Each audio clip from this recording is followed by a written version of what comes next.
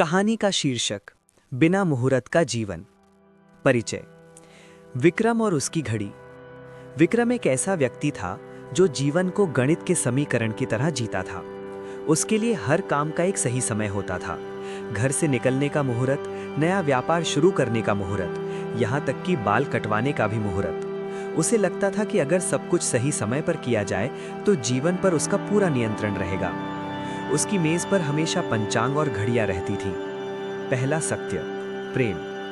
एक दिन विक्रम एक बहुत ही महत्वपूर्ण मुहूर्त वाली मीटिंग के लिए जा रहा था। तभी अचानक मौसम बदला और मूसलाधार बारिश शुरू हो गई। उसकी कार खराब हो गई। झुंझलाकर वो एक पुराने बस स्टॉप की छत के नीचे खड़ा हो गया, ये सोचते हुए कि उसका शुभ समय निकल रहा है। तभी वहां एक लड़की अनन्या भागती हुई आई, पूरी तरह भीगी हुई। उसके हाथ में एक भीगा हुआ पिल्ला था जिसे उसने नाले से बचाया था। उसने विक्रम की तरफ देखा और मुस्कुरा दी, एक ऐसी निश्चल मुस्कान जिसने विक्रम की सारी गणनाओं को एक पल में मिटा दिया। न कोई कुंडली मिली, न कोई तारीख तय हुई, बस उस बारिश के शोर के बीच बिना किसी मुहूर्त के प्रेम ने दस्तक दे दी थी। दूसरा सत्य, जन्म। कुछ वर्षों बाद विक्रम और अनन्या अपने पहले बच्चे की उम्मीद कर रहे थे। विक्रम ने अपनी पुरानी आदत के अनुसार बच्चे के जन्म के लिए सबसे शुभ दिन और समय की गणना करवाई थी। डॉक्टरों से सिजेरियन डिलीवरी के लिए एक विशिष्ट मुहूर्त तय किया गया था। लेकिन जीवन को विक्रम की योजनाओं से कोई लेना देना नहीं था।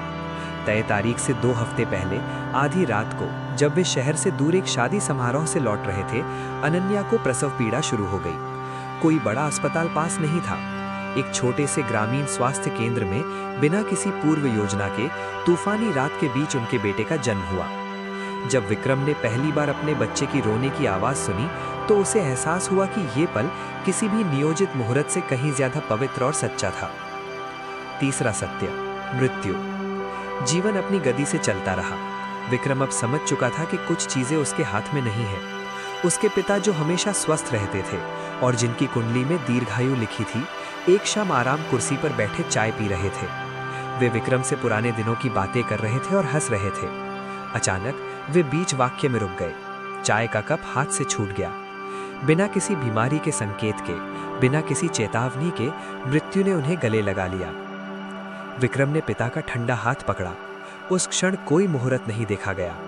जीवन का सबसे बड़ा सत्य बिना किसी पूर्व सूचना के घटित हो चुका था। उपसंहार, समझ। अपने पिता की अंतिम क्रिया के बाद विक्रम उसी बालकनी में बैठा था जहां उसने ये कहानी शुरू की थी।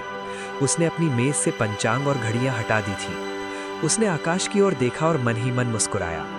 उसने महसूस किया कि जीवन की सबसे खूबसूरत और सबसे दर्दनाक सच्चाइयां, प्रेम का एहसास, जीवन की शुरुआत और जीवन का अंत किसी घड़ी की सुई के मोहताज नहीं होते।